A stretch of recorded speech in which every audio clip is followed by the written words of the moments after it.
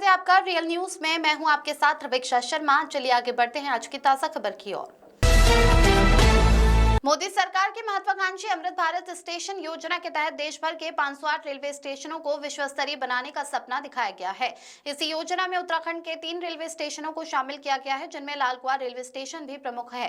प्रधानमंत्री नरेंद्र मोदी द्वारा योजना की आधारशिला रखे जाने के बाद यहां नवीनीकरण और सौंदर्यीकरण का कार्य तेजी से शुरू कर दिया गया। लेकिन विकास की इस चमकदार तस्वीर के पीछे भ्रष्टाचार और लापरवाही की स्याह परतें सामने आने लगी है। स्टेशन परिसर में चल रहे निर्माण कार्य में भारी अनियमितताएं नजर आ रही है। स्थानीय लोगों और प्रत्यक्षदर्शियों का आरोप है कि निर्माण में घटिया गुणवत्ता की सामग्री का खुलेआम इस्तेमाल किया जा रहा है, जिससे करोड़ों की योजना पर सवाल खड़े हो गए हैं।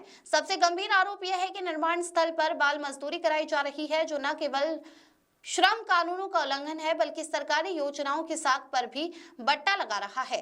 इसके साथ ही जिस स्थान पर नवीनीकरण का कार्य हो रहा है, वहां पड़ी हुई पुरानी और जर्जर सामग्री का दोबारा उपयोग किया जा रहा है, जिससे निर्माण की मजबूती और टिकाऊपन पर गंभीर संदेह पैदा हो रहा है। स्थानीय नागरिकों का कहना है कि यदि यही हाल रहा तो विश्व स्तरीय स्टेशन का सपना लालकुआं में भ्रष्टाचार की भेंट चढ़ जाएगा। सामाजिक संगठनों और जनप्रतिनिधियों ने पूरे मामले की उच्च स्तरीय जांच की मांग की है और दोषियों के खिलाफ सख्त कार्रवाई की अपील की है।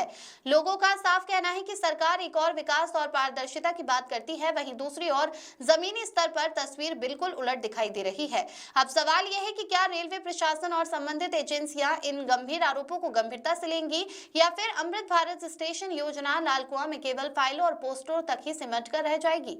अब सबकी निगाहें रेलवे प्रशासन की अगली कार्रवाई पर टिकी हैं। यदि समय रहते जांच और सुधार नहीं हुआ तो ये मामला आने वाले दिनों में एक बड़े घोटाले का रूप भी ले सकता है। विनोद कुमार अग्रवाल की रिपोर्ट।